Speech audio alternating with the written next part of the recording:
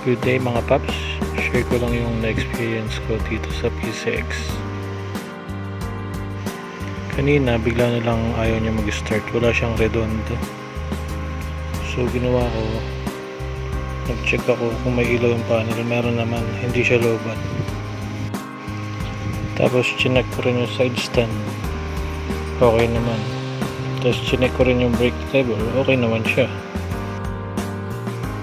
Tapos ito lang pala yung salarin, yung idle stop button.